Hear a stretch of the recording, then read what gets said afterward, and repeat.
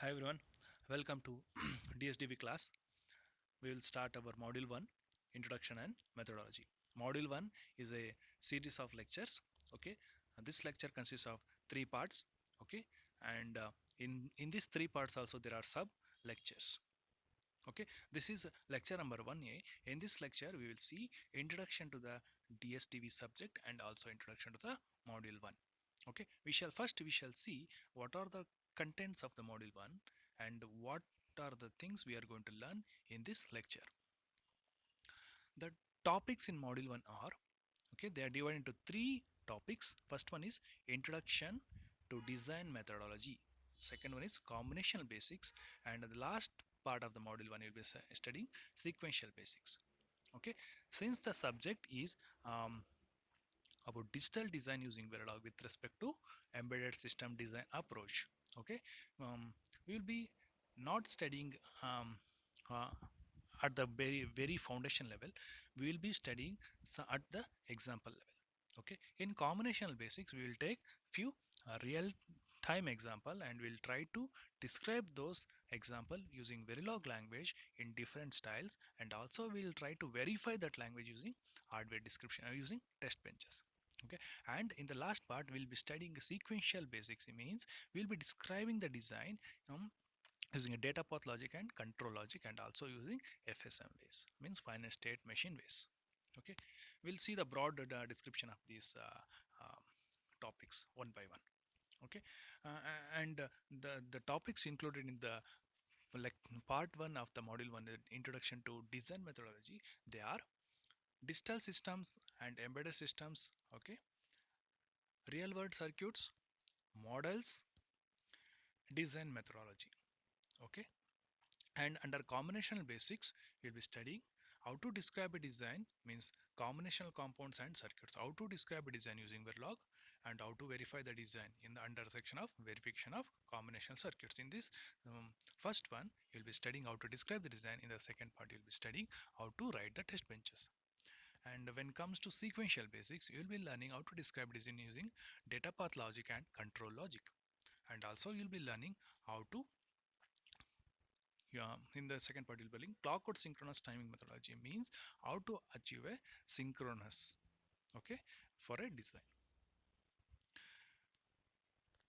And as I said, this is a lecture number 1A. Okay, in this lecture number 1A we will be studying about uh, part 1 of the module 1, introduction to design methodology. Let's see what are the contents, brief contents in introduction to design methodology. Okay, first part is in introduction digital system and embedded systems, real world circuits. In real world circuits you'll be trying to know the requirements and the types and the constraints and the type of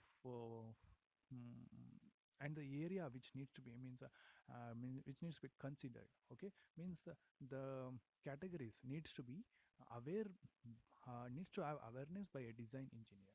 Okay, we will be seeing some of the categories where the design engineer needs to be aware of. Okay, in real world circuits we'll be knowing about integrated circuits, logic levels, static load levels, capacity load and propagation delay, wire delay, sequential timing, power, area and packaging. We'll be trying to knowing, and we also learning of these things. Okay, these are the very essential things needs to have awareness by a design engineer. Okay, and then the next part will be study models, and the last part of the module 1 will be a design methodology.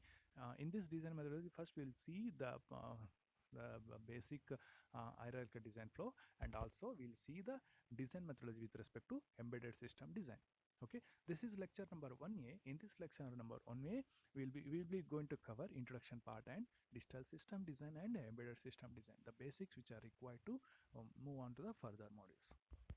Okay, um, uh, first we'll start with the basic fundamentals, means which are essentials. We're not going to know the water logic gates, how to construct them, how to you construct combination circuits, how to construct sequential circuits. We're not going to learn about those, but we'll going to learn, we'll straight away move to designing point, how to describe a design, what are the things to be considered. Okay, we'll try to know the abstract things.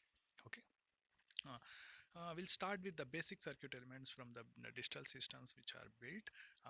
We'll consider some of the non-ideal effects also. We will be learning. We will be listing out the things to be considered while designing, and we'll be trying to know the how to design a system. Means how to move with the design process. Means we'll be learning a systematic way of designing a system. Means we'll be concentrating on a design process systematically. Okay, by knowing the design process to be carried out systematically, we can develop a simple circuit easily, and we can also work out on the complex circuit. We can develop a complex circuit at somewhat ease. Okay, first we'll try to know the meaning of the word digital design. Okay, digital design are two words. First, let's see what is the meaning of digital word and design word. Later on we'll see the what is the definition of the digital system. Okay, digital word refers to the electronic circuits that represent information in a special way. Okay, using just two voltage levels. Okay, digital means it represents the information, okay, in using two voltage levels. We are know that in digital circuits the two the logic levels we are using are logic high and logic low, logic 1 and logic 0. Okay, the main rationale for doing this is to increase the reliability and accuracy of the circuits. Okay, because it is difficult to construct a continuous wave. Okay, so we'll be using digital logics. Okay, also there are numerous other benefits that flow from the digital approach. We also sometimes use logic, the term logic, okay, while using while constructing digital design. Okay, the logic refers to nothing but the digital circuits. Okay, you can consider the two voltage levels as representing the truth values. We know we are all aware of that the truth values are nothing but logic 0 and logic 1. Okay, the use of this logic, okay, the use of this logic and the combinations formed by these logic levels leads us to rules of logic to analyze digital circuits. We are aware of that there are different kinds of rules, theorems and postulates. Um, from all this we can simplify the problems, means the function. We can simplify the function and construct the desired function with the simpler gates. This gives us a strong mathematical foundation on which to build. Okay, either we go for sub form on sum of products or product of sum at the basic level. If we consider the basic level, this is the ideology we are using a sub form, pass form. Okay, and the design word refers to the systematic process of working out how to construct circuits that meets given requirements. I repeat again, design word refers to the systematic process of working out how to construct circuits that meet given requirements, okay, while satisfying constraints on cost, performance, power consumption, size, weight and other properties. Okay, by this you could digital design means, okay, electronic circuits, designing the electronic circuits which represents the information, which conveys the information in a systematic way. Okay, in a systematic way such that that design meets the requirements and constraints. What are the requirements? It may be cost of the device, the performance, either the device performance means in what speed the device should perform, in what environment condition that device may use. Okay, and power consumption, whether is it going to be a portable device or it's going to be an industrial device. Okay, size of the device also matters, weight and other properties. Okay, now when before directly starting the trying to know the um, type of components we are going to use to design a system, we need to know the history of the digital circuits. The digital operations were performed using mechanical systems, electromechanical systems, analog electronic systems, relays, vacuum tubes, transistors, integrated circuit IC. Basically all these devices were um, works like nothing more than a switch on off. We'll see one by one. Okay, first one, the mechanical systems, electromechanical systems and analog electronic systems were used for digital operation. Okay, basically these were used for numeric computations in business and military applications. Few examples if you take ledger calculations and computing ballistic tablets. Okay, these were the devices which were earlier we have for digital operation, but these have disadvantages. The disadvantages are inaccuracy, low speed, and high maintenance. The device size was very big, and the maintenance cost also was there. Sometimes they were working basically at a low speed. And the next type of device digital operation was performed using relays. Relays are nowadays the relays are also using, but not in every digital circuits. Okay, we'll see what relays.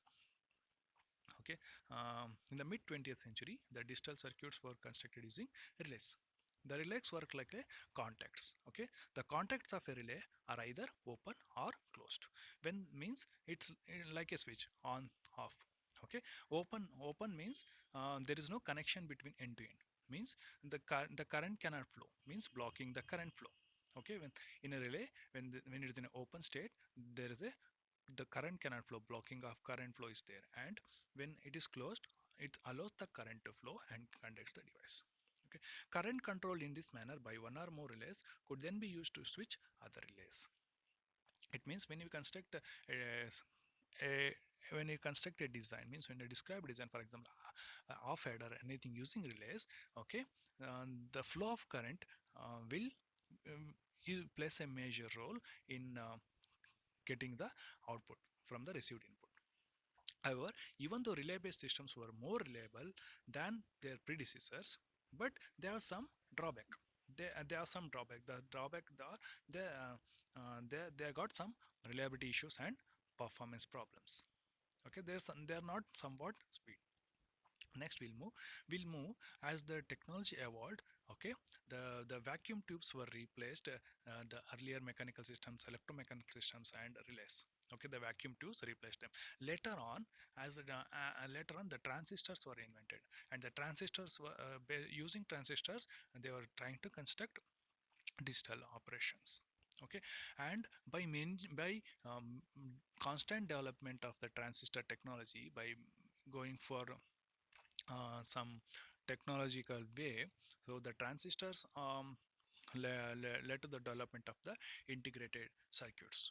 Okay, with the development of the transistors and integrated circuits, the engineers saw there are the major improvements in the reliability and performance. Okay, with by using transistors in order to describe the digital operation and construct digital systems, the reliability was improved and the performance was also better. So the in so the modern digital systems are constructing using a or designing using a integrated circuits. Integrated circuits are in short it's called as ICs. Okay, nowadays the each of the ICs consists of multiple transistors. Okay, where all the transistors are fabricated and connected together. Okay, this has given a digital revolution. The transistor to integrated circuits made a digital revolution. Okay, as the manufactured technology has developed, the size of the transistors and interconnecting wires has shrunk. Okay, the size of the transistors were also reduced, and the interconnections means was also somewhat reduced. Okay, nowadays the ICs contains billions of transistors on a single chip, and they can perform complex operations, complex functions. Okay, and the next question comes. The question is how the complex circuits can be designed. Okay, given the complexity of designing a small circuit containing a few transistors, how could it be possible to design a large system with billions of transistors? The answer is the answer is simple. Okay, we need to go for abstraction. Abstraction way means concentrated on the important things to be considered while designing. Okay, we shall see what is abstraction. The question is how to design such complex circuits. Okay, with considering using billions of transistors. The answer is simple. Go with the design with the abstraction level. Okay, by abstraction means identifying the aspects that are important to a task at hand and hiding details of other aspects. We will see. Of course, the other aspects can't be ignored arbitrarily. Rather, we make assumptions and follow disciplines that allow us to ignore those details while we focus on the aspects of interest. It means consider the important things only while describing a design. Okay, we'll see what. Okay, it means the digital abstraction involves consideration of only the logic levels. Okay, the two voltage levels. Okay, means either the transistor turning off or transistor is turning on. Okay, by concentrating on this turn on transistor at with respect to some constraints and turn off the transistor with respect to some constraints, okay, we can construct our design. Okay, next, one of the assumptions, okay, the digital abstraction, we see transistor turning on turning off, and one of the assumption is supporting this abstraction in the transistor switch on switch off virtually instantaneously. And one of the design disciplines we need to follow, the design discipline also, is to regulate, to follow up with the regulation of the switching to occur within well-defined intervals of time with the help of clock periods. Okay, and the benefit of digital abstraction is that it allows us to apply much simpler analysis and design procedures. Thus, and also to build much more complex systems. How we can build complex circuits, okay, with the use of transistors, okay, by following a abstraction way. In digital abstraction way, the digital abstraction involves assuming the transistors, assuming means considering two voltage levels for a transistor, that is turning on transistor and turning off transistors. And one of the assumption is make sure the transistor switch on and switch off virtually instantaneously. And what discipline is to be followed, that to is to follow up with the regulation of the switching of the circuits occurs with respect to proper intervals of time. Means at with the design should work with respect to a clock period. It should not turn on and turn off at any instant of time. It should turn on and turn off with intervals of time. There should be a proper duration to turn on. There should be proper turning on time and turning off time. Okay, that is monitored by the clock.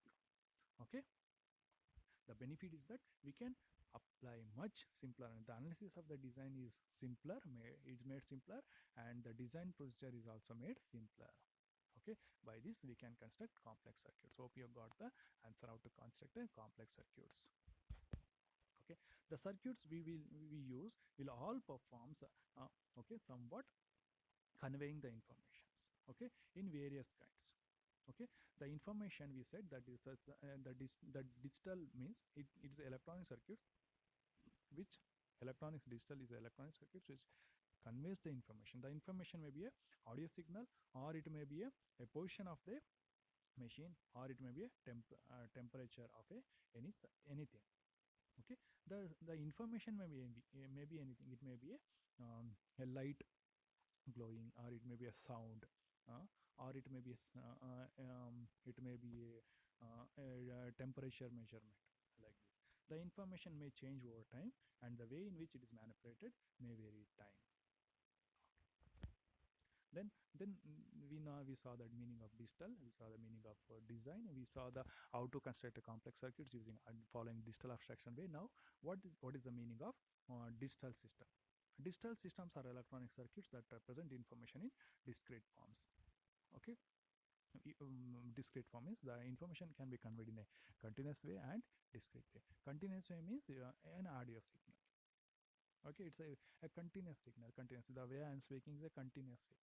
Okay, the way you are receiving is also continuous, but this the this this this is the but the device we are using a digital device. Okay, I am speaking and you are listening. It's a continuous signal, but the device which is conveying this information and reaching this information the device we are using is digital device. Okay, an example of the kind of information that we might represent is an audio sound. In the real world, a sound is a continuously varying pressure waveform, which we might represent mathematically using a continuous function of time. Okay, we'll see what is the continuous waveform, how to get the digital waveform. Okay, this is a continuous waveform. Okay, you can see a continuous waveform is there. Okay, this is a waveform of a pressure waveform of a sound. continuously varying over time, and the discrete representation of the waveform in a digital system. Both the continuous and discrete form representation is present in this waveform. Okay, the plus signs what you are seeing in the figure are nothing but the points which are taking for constructing a getting a discrete waveform. We shall try to construct this waveform. Okay, this is the previous pressure waveform, and we'll construct. Okay, this is how we'll get a points. Okay, the points from the continuous waveform. Okay, to construct a digital waveform. This is how we get positive voltage level and negative voltage level in a discrete. These are just the lines you are seeing. The lines you are seeing, these are nothing but voltage levels. Okay, voltage levels at different instance of from the plot. Okay, we'll try to construct the digital waveform also.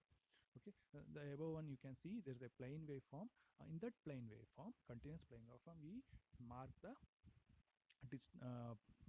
points. We will mark that points. From those points we'll try to construct the digital signal. Okay, see, this is how we construct. Okay, okay, the above and below are the same waveform. We are constructing a digital waveform, a discrete waveform from the continuous waveform. Okay, after that we will restrict the voltage levels. Okay, such that there will be a range of voltage for logic 0 and logic 1. Okay, within that range we'll call the negative waveforms as the logic 0 and positive waveforms as the logic 1. Okay, we shall see. Each sample represents, means these are the samples. These are the samples. Okay, the lines which are coming are nothing but the samples. Each sample represents an approximation to the pressure value at a given instant. The value may be anything. It may be, okay, it may be a fractional or a decimal. By limiting the set of values which can be a represent, okay, we can encode each value. We can encode each value with a unique combination of digital values, each of which is either a logic low or logic high voltage. Or as we said, okay, we'll define a specific range for low voltages and high voltages, and later we'll consider as logic 0 and logic 1 states. Okay, and we said in one of the slide that the turning on and turning off transistor uh, should be with respect to proper timing intervals. Okay, so there should be a regular timing intervals anytime. Here we are considering an example of 50 seconds. Okay, discrete representation of information and discrete sequencing in time are fundamental abstractions for constructing a digital system. Okay, we saw that in the previous how we are getting values. When we define the range of values, we can go for logic 1 and logic 0. So you can see this is logic 1, the waveform is a logic 1 waveform. Okay, and you can see the logic 0 now which are coming. The one arrow mark which is going up is a logic 1 constructing, and this is the logic 0. This is how we construct the logic 1 and logic 0 by having a proper range of values. And we are concentrating on embedded system design using digital design approaches. Okay, the majority of the digital system design and manufactured nowadays are embedded systems. Embedded systems are not general purpose systems. They are designed for specific purposes only. Okay, um, and in this the embedded systems involves their own embedded OS. Few of them use their OS, or few of them are not, they do not use the OS, but they are not general purpose computers. Okay, the components used for embedded design are um, are also are also not a general components. Means the components varies with respect to application wise. Okay, that as the technology has developed, okay, of the IC technology, as the technology has developed, the IC has underwent many technological updations.